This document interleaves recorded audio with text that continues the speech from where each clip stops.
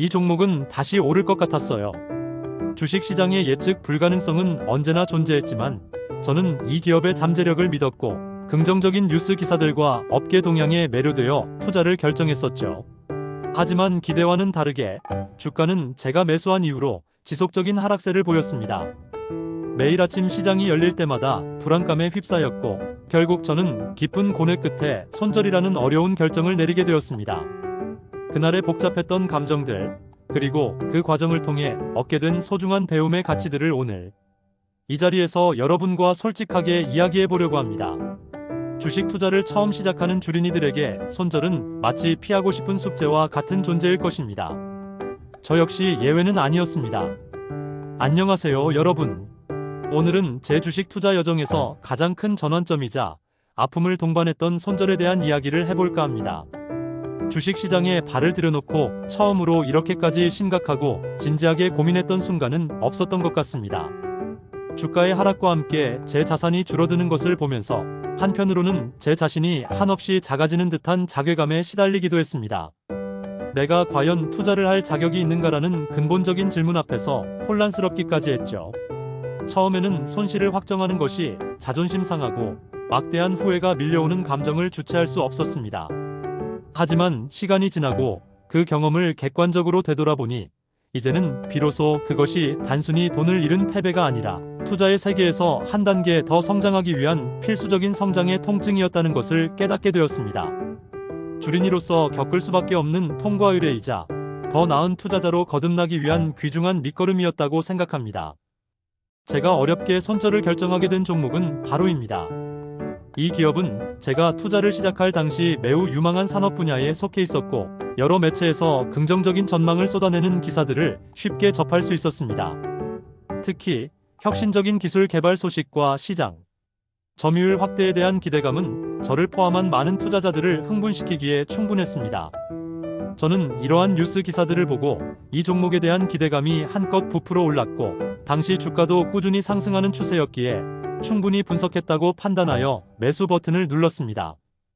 업종 자체도 미래 성장 가능성이 매우 높은 핫한 분야였고 차트상으로도 견고한 상승세를 이어가고 있었으니 저 같은 초보 투자자가 혹할 만한 모든 조건을 갖추고 있었다고 해도 과언이 아닐 것입니다. 하지만 투자의 세계는 늘 예상치 못한 변수로 가득합니다. 제가 매수한 후 얼마 지나지 않아 기업의 실적 발표가 있었고 시장은 기대와는 달리 매우 싸늘한 반응을 보였습니다. 예상보다 저조한 실적은 투자자들의 실망감을 불러일으켰고 이는 곧 주가의 급락으로 이어졌습니다. 하루 이틀이 아닌 며칠간에 걸쳐 주가는 걷잡을 수 없이 하락하기 시작했습니다. 매일매일 떨어지는 주가를 보면서 처음에는 일시적인 조정일 것이라는 막연한 기대를 품었지만 시간이 지날수록 제 희망은 점차 좌절로 변해갔습니다. 어려움 속에서도 저는 처음엔 손실을 인정하기 싫어 버텼습니다. 이 정도는 곧 다시 오를 거야. 기업의 본질적인 가치는 변하지 않았다라는 자기 합리화를 끊임없이 되뇌며 희망 회로를 돌렸습니다. 하지만 주가는 제 바람과는 다르게 계속해서 바닥을 향해 떨어졌고 어느 순간 더 이상 버티는 것이 무의미하다는 것을 직감하게 되었습니다. 그리고 결국 저는 손절이라는 고통스러운 결정을 내리게 되었는데 그 결정을 내리게 된 배경에는 세 가지 핵심적인 이유가 있었습니다. 첫 번째, 가장 중요했던 것은 제가 이 종목을 처음 매수했던 핵심적인 이유들이 시간이 지나면서 더 이상 유효하지 않게 되었다는 점입니다. 처음 매수를 결정하게 만들었던 긍정적인 뉴스나 이슈들이 소멸되거나 심지어는 부정적인 방향으로 전환되기 시작했습니다. 예를 들어 특정 기술 개발에 대한 기대감이 있었는데 그 기술의 상용화가 지연되거나 경쟁사의 기술이 더 앞서가는 상황이 발생한 것이죠. 즉, 투자 동기가 사라진 상황에서 더 이상 보유할 가치를 찾기 어려웠습니다. 두 번째로 저는 스스로 정해두었던 투자 원칙, 특히 손실 제한 원칙이 무너지고 있다는 것을 깨달았습니다. 주식을 매수하기 전에 이 정도 손실이 나면 무조건 매도한다는 자신만의 손절 기준을 세워두었는데 주가가 계속 하락하면서 그 기준을 훨씬 초과하고 있는 상황이었습니다. 처음 정했던 기준을 지키지 못하고 감정에 휘둘려 투자를 지속하는 것은 매우 위험한 행위라는 것을 본능적으로 깨달았습니다.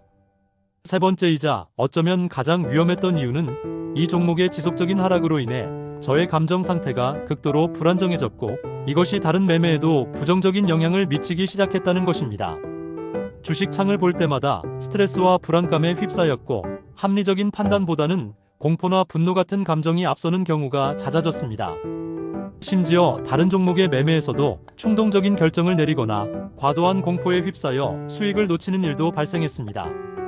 이처럼 하나의 실패한 투자가 전체적인 투자 포트폴리오와 심리 상태에 악영향을 미치고 있음을 인지했을 때 저는 손절만이 유일한 해결책임을 확신하게 되었습니다. 이제 와서 돌아보니 이 종목을 대체 왜 샀더라? 라는 의문이 강하게 들 때가 바로 손절을 심각하게 고려해야 하는 시점이었던 것 같습니다. 처음에 확신이 사라지고 단순히 본전이라도 찾고 싶다는 미련만 남았을 때는 이미 늦었을 수도 있다는 것을 뼈저리게 느꼈습니다. 솔직히 말씀드리자면 매도 버튼을 누르기 직전까지 제 자존심은 산산조각 나는 듯 했습니다. 왜 나는 이것 하나 제대로 하지 못할까? 남들은 다 수익을 내는 것 같은데 왜 나만 이렇게 손실을 볼까 하는 자책감과 함께 깊은 패배감에 휩싸였습니다.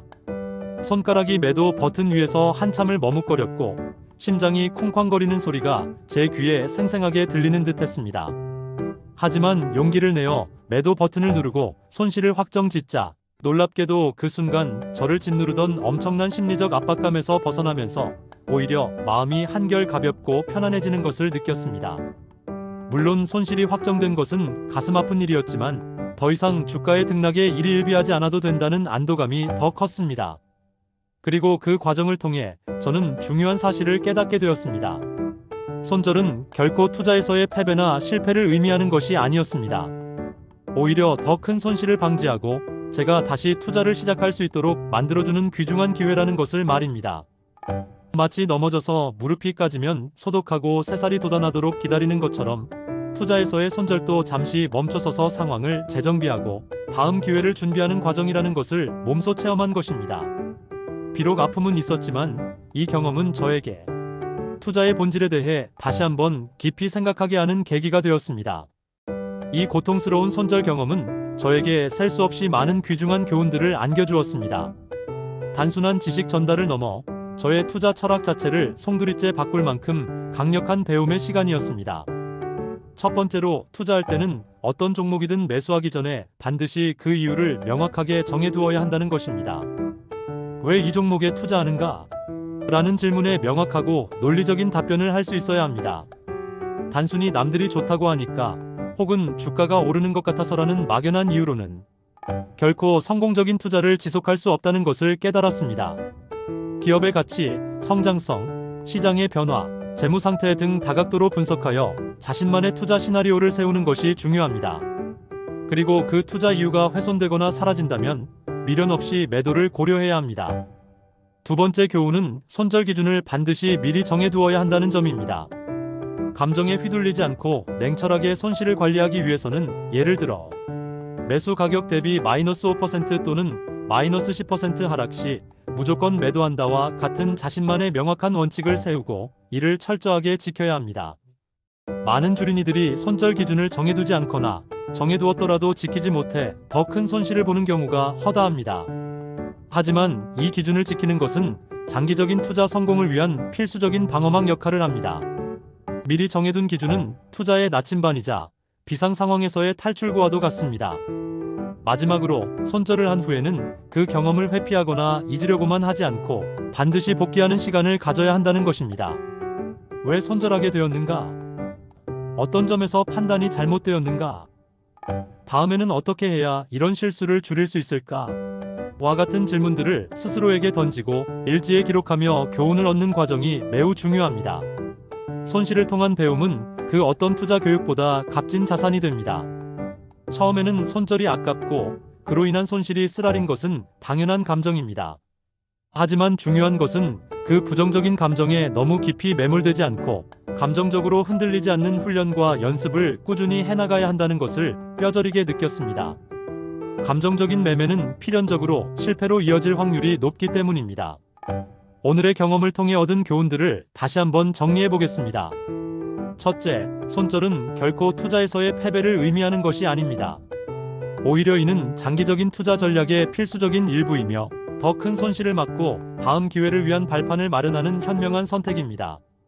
둘째, 주식 투자에서는 감정적인 판단보다는 미리 세워둔 원칙과 계획에 따라 냉철하게 행동하는 것이 무엇보다 중요합니다. 공포나 탐욕에 휩쓸리지 않고 이성적인 판단을 유지해야 합니다. 마지막으로 손절이라는 쓰라린 경험조차도 제대로 복귀하고 분석한다면 그것은 단순한 손실이 아니라 여러분의 투자 실력을 한 단계 더 끌어올리는 소중한 자산이자 배움의 기회가 된다는 점을 명심해야 합니다. 이처럼 저는 비록 잃은 것은 돈이었지만 그 과정에서 얻은 것은 돈으로 환산할 수 없는 값진 배움의 기회였다고 생각합니다. 다음 영상부터는 본격적으로 기술적 분석의 기초부터 심화 내용까지 다루는 시간을 가질 예정입니다. 많은 주린이 분들이 어려워하는 지지선과 저항선 설정 방법, 다양한 거래량 패턴 분석을 통한 매수매도, 타이밍 포착, 그리고 차트의 흐름을 읽는 방법에 이르기까지 주린이 눈높이에 맞춰 쉽고 명확하게 알려드리겠습니다. 복잡하게만 느껴졌던 기술적 분석이 사실은 투자에 얼마나 중요한 지표들을 제공하는지 함께 배워보는 유익한 시간이 될 것입니다. 여러분도 혹시 저처럼 손절의 아픔을 겪었거나 혹은 그 과정에서 얻게 된 귀중한 경험이 있다면 댓글로 자유롭게 나눠주세요. 여러분의 이야기가 다른 주린이들에게 큰 용기와 도움이 될 것입니다. 우리 모두 함께 배우고 성장하면서 성공적인 투자자로 거듭날 수 있도록 서로에게 힘이 되어 줍시다. 여러분의 좋아요와 구독, 그리고 따뜻한 댓글은 제가 더 좋은 콘텐츠를 만드는데 큰 힘이 됩니다. 이 영상은 특정 종목에 대한 투자 권유를 목적으로 제작된 것이 아니며 주식 시장에 대한 일반적인 정보 제공과 저의 개인적인 투자 경험을 공유하는 데 그 목적이 있습니다. 모든 투자 결정과 판단은 전적으로 시청자 본인의 책임과 신중한 분석 하에 이루어져야 함을 다시 한번 강조드립니다. 부디 이 영상이 여러분의 투자 여정에 작은 도움이 되기를 바랍니다. 손절도 성장의 한 걸음이며 함께 배움을 통해 더 나은 미래를 만들어갈 수 있다는 믿음으로 여러분의 성공적인 투자를 응원합니다.